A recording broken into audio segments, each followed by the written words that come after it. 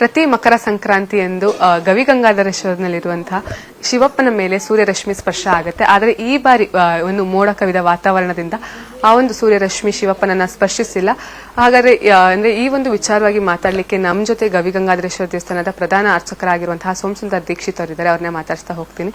ಗುರುಗಳೆಲ್ಲರೂ ಕೂಡ ಕಾತರದಿಂದ ಕಾಯ್ತಾ ಇದ್ರಿ ಸತಿ ಸೂರ್ಯರಶ್ಮಿ ಶಿವಪ್ಪನನ್ನ ಸ್ಪರ್ಶಿಸುತ್ತೆ ಅಂತ. ಬಟ್ ಆದ್ರೆ ಅದು ಆಗಿಲ್ಲ. ಏನ್ ಹೇಳ್ತೀರಿ ಈ ಒಂದು ವಿಚಾರವಾಗಿ? ಆಗಿಲ್ಲ ಅಂತ ನಾವು ತೀರ್ಮಾನ ಮಾಡುವಂತ ವಿಷಯ ಅಲ್ಲ. ಯಾಕೆಂದ್ರೆ ಆಯಾ ಕಾಲದಲ್ಲಿ ಏನೇನಾಗಬೇಕು ಅದು ಖಂಡಿತ ನಡೆಯುತ್ತೆ. ಈಗ ಸೂರ್ಯ ಪೂರ್ವದಲ್ಲಿ ಸೂರ್ಯ ಹುಟ್ಟುತ್ತಾನೆ, ಪಶ್ಚಿಮದಲ್ಲಿ ಸೂರ್ಯ ಮುಳುಗ್ತಾನೆ, ಪಶ್ಚಿಮದಲ್ಲಿ ಚಂದ್ರ ಹುಟ್ಟುತ್ತಾನೆ, ಪೂರ್ವದಲ್ಲಿ ಮುಳುಗ್ತಾನೆ. ಬಟ್ ಅದು ನಮ್ಗೆ ಕಾಣಿಸ್ದಿರ ಇರ್ಬೋದು, ಆದ್ರೂ ಅವ್ರ ಕರ್ಮನ ಅವ್ರು ನಡೆಸ್ಕೊಂಡೇ ಹೋಗ್ಬೇಕಲ್ಲ. ಅದೇ ರೀತಿಯಾಗಿ ನಿನ್ನೆ ಸಾಯಂಕಾಲ 5:14 ಸೂರ್ಯ ಒಳಗಡೆ ಪ್ರವೇಶ ಮಾಡಿದ್ದಾನೆ, ಈಶ್ವರನ ದರ್ಶನ ಮಾಡಿದ್ದಾನೆ. ತನ್ನ ದಕ್ಷಿಣಾಯನ ಪಥವನ್ನು ಉತ್ತರಾಯಣ ಪಥಕ್ಕೆ ಹೋಗೋಕೆ ಮುಂಚೆ ಶಿವ ಪೂಜೆಯ ನಂತರ ಉತ್ತರಾಯಣವನ್ನು ಪ್ರವೇಶ ಮಾಡಿದ್ದಾನೆ. ನಾವು ನಿನ್ನೆ ಸಾಯಂಕಾಲ 5 ಗಂಟೆವರೆಗೂ ದಕ್ಷಿಣಾಯನ ಪುಣ್ಯಕಾಲ ಅಂತ ಸಂಕಲ್ಪ ಮಾಡ್ತಾ ಇದ್ವಿ. 5 ಗಂಟೆ ಆದ ನಂತರ 6 ಗಂಟೆಗೆ ನಾವು ಸಾಯಂಕಾಲದ ಪೂಜೆ, ಶಾಂತಿ ಪೂಜೆ ಅಂತ ಇರುತ್ತೆ ನಮ್ಮಲ್ಲಿ. ಆ ಶಾಂತಿ ಪೂಜೆಯನ್ನು ಮಾಡಿದ ನಂತರ ಉತ್ತರಾಯಣ ಪುಣ್ಯಕಾಲ ಅಂತಾನೆ ಸಂಕಲ್ಪ ಮಾಡಿದ್ವಿ. ಸೂರ್ಯನೇ ಬೀಳಿಲ್ವಲ್ಲ, ಹೇಗೆ ಉತ್ತರಾಯಣ ಅಂತಂದ್ರೆ ಆ ಪರ್ವಕಾಲದಲ್ಲಿ ಏನು ಕರ್ಮ ನಡೀಬೇಕೋ ಅದು ಖಂಡಿತ ನಡೆಯುತ್ತೆ. ಈಗ ನಾವೆಲ್ಲ ಎಷ್ಟೋ ಧರ್ಮಗಳು ಮಾಡ್ತೀವಿ, ಎಷ್ಟೋ ಕಾರ್ಯಗಳು ಮಾಡ್ತೀವಿ, ಜಪ ತಪ ಯಾತ್ರೆ ಪೂಜೆ ಎಲ್ಲ ಮಾಡ್ತೀವಿ. ನಾವು ಸತ್ರ ಸ್ವರ್ಗಕ್ಕೆ ಹೋಗ್ತೀವಿ ಅಂತ ಏನ್ ಗ್ಯಾರಂಟಿ? ಇರೋವರೆಗೂ ನಾವು ಸುಖವಾಗಿದ್ದೀವಿ, ಯಾರಿಗೂ ಏನು ತೊಂದರೆ ಕೊಟ್ಟಿಲ್ಲ, ನಮ್ಮ ಕೈಯಲ್ಲಾಗಿದ್ದು 4 ಜನಕ್ಕೆ ಒಳ್ಳೇದು ಮಾಡಿದೀವಿ ಅನ್ನೋ ನಮ್ಮ ನಂಬಿಕೆ. ನಾವು ಸ್ವರ್ಗಕ್ಕೆ ಹೋಗ್ತೀವಿ ಅಂತ ನಮ್ಮ ಭಾವನೆ ಹೊರತು ನಾವೆಲ್ಲಿಗೆ ಹೋಗ್ತೀವಿ ಅಂತ ನಮಗೆ ಗೊತ್ತಿಲ್ಲ. ಇರೋವರೆಗೂ ನಾವೇನೇನು ಒಳ್ಳೇದು ಮಾಡ್ತಿದ್ದೀವಿ, ಏನೇನು ದಾನ ಧರ್ಮಗಳು ಮಾಡ್ತಿದ್ದೀವಿ, ಏನೇನು ಯಾತ್ರೆಗಳನ್ನ ಮಾಡ್ತಾ ಇದ್ದೀವಿ, ಯಾವ್ಯಾವ ಕ್ಷೇತ್ರಗಳಲ್ಲಿ ದರ್ಶನ ಮಾಡ್ತಾ ಇದ್ದೀವಿ. ಯಾಕೆಂದ್ರೆ ಒಂದೊಂದು ಕ್ಷೇತ್ರದಲ್ಲಿ ಒಂದೊಂದು ವೈಶಿಷ್ಟ್ಯ ಇರುತ್ತೆ. ಈಗ ಎಷ್ಟೋ ಶಿವಾಲಯಗಳಿದೆ, ಎಷ್ಟೋ ಶಿವಾಲಯಗಳ ಮೇಲೆ ಯಾಕೆ ಸೂರ್ಯ ಬರ್ತಾ ಇಲ್ಲ? ಈ ಗಂಗಾಧರೇಶ್ವರ ಮೇಲೆ ಯಾಕೆ ಸೂರ್ಯರಶ್ಮಿ ಬೀಳ್ತಾ ಇದೆ? ಅದಕ್ಕೆಲ್ಲ ಒಂದೊಂದು ಕಾರಣ ಇರುತ್ತೆ. ಅದಕ್ಕೆ ಪೂರ್ವದಲ್ಲ ಒಂದೊಂದು ಇತಿಹಾಸ ಇರುತ್ತೆ. ಈಗ ಗೌತಮರು ಭಾರದ್ವಾಜರು ಗವಿಲಿರೋ ಗಂಗಾಧರೇಶ್ವರನ ಪೂಜೆ ಮಾಡೋದ್ರಿಂದ ಅದಕ್ಕೊಂದು ಇತಿಹಾಸ. ಎಲ್ಲ ಶಿವಾಲಯಗಳು ಪೂರ್ವ ಪಶ್ಚಿಮ ಉತ್ತರಾಭಿಮುಖವಾಗಿದೆ ಅಂದ್ರೆ ಸ್ವಾಮಿ ದಕ್ಷಿಣಾಭಿಮುಖವಾಗಿರೋದು ಅದೊಂದು ಇತಿಹಾಸ. ಪಶ್ಚಿಮದಲ್ಲಿ ಮುಳುಗೋ ಸೂರ್ಯ ದಕ್ಷಿಣದಲ್ಲಿರೋ ಈಶ್ವರನ ಮೇಲೆ ಬಂದು ಪೂಜೆ ಮಾಡ್ತಾನೆ ಅಂದ್ರೆ ಅದೊಂದು ಇತಿಹಾಸ. ಇದೆಲ್ಲ ಏನಾಗುತ್ತೆ ಅಂದ್ರೆ ಬಹಳ ಸೌರಭವಾದ ವಿಷಯಗಳಾಗಿರುತ್ತೆ. ಯಾಕೆಂದ್ರೆ ಎಲ್ಲೂ ಕಾಣಿಸ್ದಿರೋದನ್ನ ರವಿ ಕಾಣದ ಕವಿ ಕಂಡ ಅಂತ ಒಂದು ಗಾದೆ ಇದೆ. ಎಲ್ಲೋ ಗುಹೆಯಲ್ಲಿ ನಡೆಯುವಂತ ಇಂಥ ವಿಷಯಗಳನ್ನ ನಿಮ್ಮ ಮಾಧ್ಯಮದ ಮುಖಾಂತರ ಸಹಸ್ರಾರು ಜನ ನೋಡಿ ನಿನ್ನೆ ಸಂತೋಷ ಬೆಳಬೇಕಾಗಿತ್ತು. ಎಲ್ಲ ಅದನ್ನೇ ಕಾಯ್ತಾ ಇದ್ರು, ಇನ್ಕ್ಲೂಡಿಂಗ್ ಮೈ ಆಲ್ಸೋ. ನಾನು ಅದನ್ನೇ ಕಾಯ್ತಾ ಇದ್ದೆ. ಯಾಕೆಂದ್ರೆ ವರ್ಷದಿಂದ ನಾವು ಕಾದಿರ್ತೀವಿ ಆ ಸ್ವಾಮಿ ಹತ್ರ.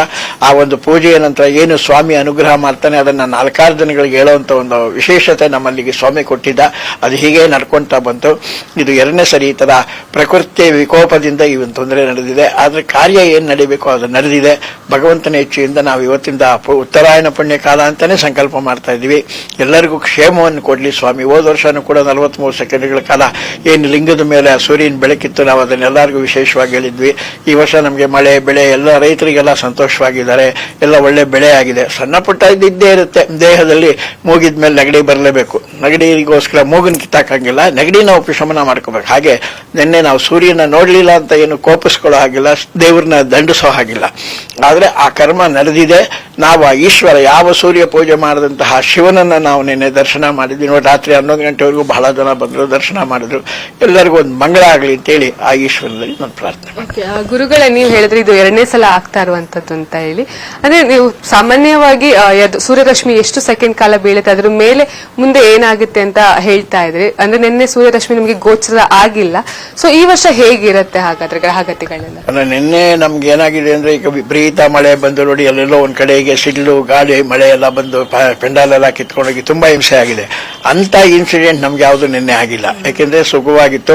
ಆ ಒಂದ್ 4 ಹನಿಗಳು ಬಿದ್ದಿದ್ದರಿಂದ ಬಹಳ ತಂಪಾಗಿತ್ತು ವಾತಾವರಣ. ಎಲ್ಲರೂ ಜನ ಕ್ಯೂನಲ್ಲಿ ನಿಂತ್ಕೊಂಡು ಬಂದು ಸ್ವಾಮಿನ ದರ್ಶನ ಮಾಡಿದಾಗ ಏನೋ ಒಂದು ಆನಂದ ಇತ್ತು. ಏನಪ್ಪ ನೋವು ಅಂತಂದ್ರೆ ಸೂರ್ಯ ಪೂಜೆ ಮಾಡೋದನ್ನ ನಾವು ದರ್ಶನ ಮಾಡ್ಲಿಲ್ವಲ್ಲ ಅನ್ನೋ ಒಂದು ನೋವೇ ಬರ್ತು. ಮಿಕ್ಕಿದ್ದೆಲ್ಲ ಸಮಂಜಸವಾಗಿ ಮಂಗಳಕರವಾಗಿತ್ತು. ಆದ್ರಿಂದ ಸ್ವಾಮಿ ಕೂಡ ಈ ವರ್ಷನೂ ಮಂಗಳಕರವಾಗಿ ಎಲ್ಲರಿಗೂ ಅನುಕೂಲ ಮಾಡ್ತಾನೆ ಅಂತ ನಮ್ಮ ನಂಬಿಕೆ. ಅಂದ್ರೆ ಕಳೆದ ಬಾರಿ ಯಾವಾಗ ಆಗಿತ್ತು ಈ ತರ ಅಂದ್ರೆ ಸೂರ್ಯರಶ್ಮಿ ಬೀಳದೆ ಇದ್ದಿದ್ದು, ಆಗ ಏನಾದ್ರು ಅಂದ್ರೆ ಕೆಟ್ಟ ಘಟನೆಗಳೇನಾದ್ರು ಆಗಿತ್ತಾ? ಹೇಗೆ? ಒಂದು ಬಾರಿ ಹೀಗೆ ಆಗಿ ಅವಾಗ ನಾವು ಸ್ವಾಮಿಗೇನು ತೊಂದರೆ ಆಯ್ತಲ್ಲ ಅಂತಂದಾಗ ಬಹಳಷ್ಟು ಹಿಂಸೆಗಳಾಯ್ತು, ಮಳೆಗಳು ಬಿತ್ತು, ನಮಗೂ ಎಲ್ಲ ನುಗ್ಲಾಟಗಳಾಯ್ತು, ತೊಂದರೆಗಳಾಯ್ತು. ಆ ಹಿಂಸೆ ಏನಾಯ್ತು ಅಂದ್ರೆ ಅವಾಗಲೇ ಕರೋನಾ ಅನ್ನೋದು ಪ್ರಾಪ್ತಿ ಆಯ್ತು. ಆ ಕರೋನಾ ಪ್ರಾಪ್ತಿಗೆ ಸಹಸ್ರಾರು ಜನ ಸತ್ರು, ಬಹಳಷ್ಟು ನೋವುಗಳಾಯ್ತು. ಸುಮಾರು 10 ಮನೆಗೆ 1 ಮನೆ ನೋವು ತಿನ್ನುವಂತ ಪರಿಸ್ಥಿತಿ ಬಂತವಾಗ. ಆ ನೋವುಗಳನ್ನೆಲ್ಲ ಸ್ವಾಮಿ ಕೊಟ್ಟಂದ್ರೆ ಅದೇ ಒಂದು ವೈಶಿಷ್ಟ್ಯತೆ. ಬಟ್ ಈ ವರ್ಷ ನಮ್ಗೇನಾಯ್ತು ಅಂದ್ರೆ ಅಂತ ಇವಾಗ ಏನೋ ದೊಡ್ಡದಾಗಿ ಮಳೆ ಬಂದ್ಬಿಡ್ತಂದ್ರೆ ಎಲ್ಲ ಓಡೋಗ್ಬೇಕು, ಎಲ್ಲಿ ನೆರಳಿದೆ ಎಲ್ಲಿ ಶೆಲ್ಟರ್ ಇದೆ ಅಂತ ಓಡ್ಬೇಕಾದಾಗ ಏನಾದ್ರೂ ಅನಾಹುತ ಆಗಬೇಕು. ಉದಾಹರಣೆ ನೋಡಿ, ಈಗ ತಿರುಪತಿಯಲ್ಲಿ ಮೊನ್ನೆ ದಿನ ಟಿಕೆಟ್ಗೋಸ್ಕರ ಎಷ್ಟು ಹಿಂಸೆಗಳಾಯಿತು. ಅದರಲ್ಲಿ ಯಾವಾಗಲೂ ನಡೆಯದಿದ್ದಂತಹ ವಿಷಯ ತಿರುಪತಿಯಲ್ಲಿ ನಡೀತು ಅಂತಂದ್ರೆ ಅದೊಂದು ವಿಸ್ಮಯಕರ. ಅಂತ ವಿಸ್ಮಯಕರಗಳು ಯಾವುದು ನಮ್ಗೆ ಅವಘಡಗಳೇನೆ ನಡೆದಿದ್ದರಿಂದ ಎಲ್ಲ ಸೌಮ್ಯವಾಗಿದ್ದು ರಾತ್ರಿ 11 ಗಂಟೆವರೆಗೂ ಭಕ್ತರು ಸರತಿ ಸಾಲಿನಲ್ಲಿ ಬಂದು ಈಶ್ವರನ ದರ್ಶನ ಮಾಡಿ ತೀರ್ಥ ಪ್ರಸಾದ ಸ್ವೀಕರಣೆ ಮಾಡಿರೋದ್ರಿಂದ ಈ ವರ್ಷವೂ ಮಂಗಳಕರವಾಗಿರುತ್ತೆ, ಯಾವುದೇ ರೀತಿಯ ತೊಂದರೆಗಳಾಗೋದಿಲ್ಲ ಅಂತೇಳಿ ಪರಮೇಶ್ವರನ ಇಚ್ಛೆ. ಓಕೆ ಗುರುಗಳೇ ನೀನು ಶ್ರೀರಂಗಪಟ್ಟಣದಲ್ಲೂ ಕೂಡ ಸೂರ್ಯರಶ್ಮಿ ಸ್ಪರ್ಶ ಆಗಿಲ್ಲ, ಅಂದ್ರೆ ಎರಡು ಕಡೆನೂ ಕೂಡ ಆಗಿಲ್ಲ. ಈ ವಿಚಾರವಾಗಿ ಏನ್ ಹೇಳ್ತೀರಾ? ಈಗ ಅದನ್ನ ಈಗ ಪ್ರಕೃತಿಯಲ್ಲಿ ನಾವು ನಮ್ಮ ಕೈಯಲ್ಲಿ ಪ್ರಕೃತಿ ಇಲ್ಲ, ಪ್ರಕೃತಿಯ ಅಡಿಯಲ್ಲಿ ನಾವಿದ್ದೀವಿ. ಅದೇ ರೀತಿಯಾಗಿ ನಿನ್ನೆ ಅಲ್ಲೂ ಆಗಿದ್ದಿದ್ರೆ ಅಲ್ಲೂ ಒಂದು ವಿಶೇಷವಾಗಿತ್ತು. ಅವರು ಸದ್ಗುರುಗಳೇ ಅವರೇ ಹೇಳಿದ್ರು, ನೋಡಿ ಇಲ್ಲೂ ಆಗ್ಲಿಲ್ಲ, ಈ ತರ ನಮ್ಗೆ ಈ ತೊಂದರೆ ಆಗಿದೆ ಅಂದ್ರೆ ಅದು ಅವರ ಇಚ್ಛೆ ಅಲ್ಲ, ಈಶ್ವರನ ಇಚ್ಛೆ. ಅದರಿಂದ ಪ್ರಕೃತಿಯನ್ನ ನಾವು ಫಾಲೋ ಮಾಡಬೇಕೇ ಹೊರತು ನಮ್ಮನ್ನ ಪ್ರಕೃತಿ ಯಾವಾಗಲೂ ಫಾಲೋ ಮಾಡೋದಿಲ್ಲ. ಬಟ್ ಅಲ್ಲಿ ದರ್ಶನಕ್ಕೆ ಅವಕಾಶ ಇರಲಿಲ್ಲ. ಬಟ್ ಇಲ್ಲಿ ನಿನ್ನೆ ನಮ್ಗೆ ಆನಂದವಾಗಿ ದರ್ಶನ ಆಯಿತು. ಬಟ್ ಅಲ್ಲಿ ವಿಪರೀತ ಮಳೆ ಬಂದಿದೆ.